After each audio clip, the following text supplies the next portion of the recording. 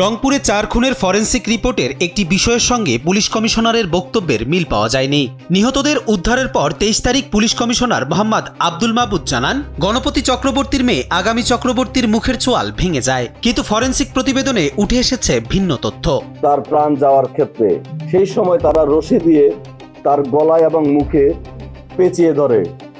একটা প্যাচ গলার উপর দিয়ে যায়, একটা প্যাচ মুখের উপর দিয়ে যায়। তারা এত জোরে এই রশিটা টান দেয়, তার মুখের চোয়াল ভেঙে যায় এবং চোখটা ঠিকরে বের হয়ে যায়। রংপুরের পুলিশ কমিশনার মরদেহ উদ্ধার ও 2 জনকে গ্রেফতারের পর সংবাদ সম্মেলনে জানান, আগামী চক্রবর্তীর গলায় ও মুখে দড়ি পেঁচিয়ে তাকে হত্যা করা হয়। এ সময় তার মুখের চোয়াল ভেঙে যায় এবং চোখের মণি বেরিয়ে আসে। লোডশেডিং কিংবা ঘরের বাইরের তীব্র গরমে ওয়ালটন রিচার্জেবল ফ্যান থাকলে থাকবে শুধু বাতাস আর বাতাস।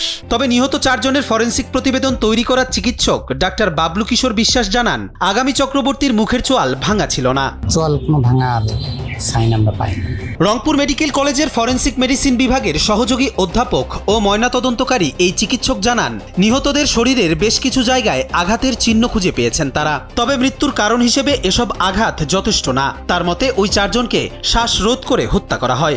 গলাতে আমরা সবগুলিতেই দাগ পেয়েছি, কোনোটার বুকে আঘাত আছে, মাথায়ও আঘাত আছে। তবে সেগুলি মৃত্যুর জন্য যথেষ্ট না।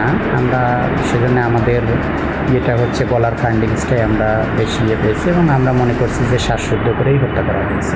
সেই সঙ্গে মরদেহের মুখে দাহ্য পদার্থ বা অ্যাসিডের উপস্থিতি লক্ষ্য করা যায়নি বলেও নিশ্চিত করেন তিনি। ময়নাতদন্তকারী এই চিকিৎসকের মতে মরদেহগুলোই পচন ধরায় তাদের মুখ কালো হয়ে যায়, এমনকি পচনশীল পদার্থ বেরিয়ে আসতে শুরু করে। অ্যাকচুয়ালি না, এটা কেমিক্যাল দিয়ে ঝলসানো না, এটা হচ্ছে পচন প্রক্রিয়ারই একটা অংশ।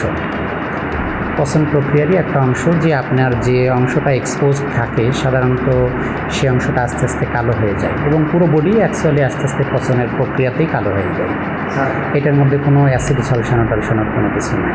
আলোচিত এই হত্যাকাণ্ডের আগে 2 নারী সদস্যকে যৌন নিপীড়ন করা হয়েছিল কিনা এমন প্রশ্নের জবাবে তিনি জানান, এরকম কোনো আলামত খুঁজে পাননি তারা। গত শনিবার রংপুরের মাছুয়াপাড়ায় নিজ বাসা থেকে স্ত্রী ও 2 সন্তান সহ উদ্ধার করা হয় রংপুর জিলা স্কুলের সাবেক শিক্ষক গণপতি চক্রবর্তীর মরদেহ। এরপর পুলিশ কমিশনারের সংবাদ সম্মেলনে দেয়া তথ্য নিয়ে শুরু হয় নানা সমালোচনা। কবির চৌধুরী, জয়, কালবেলা।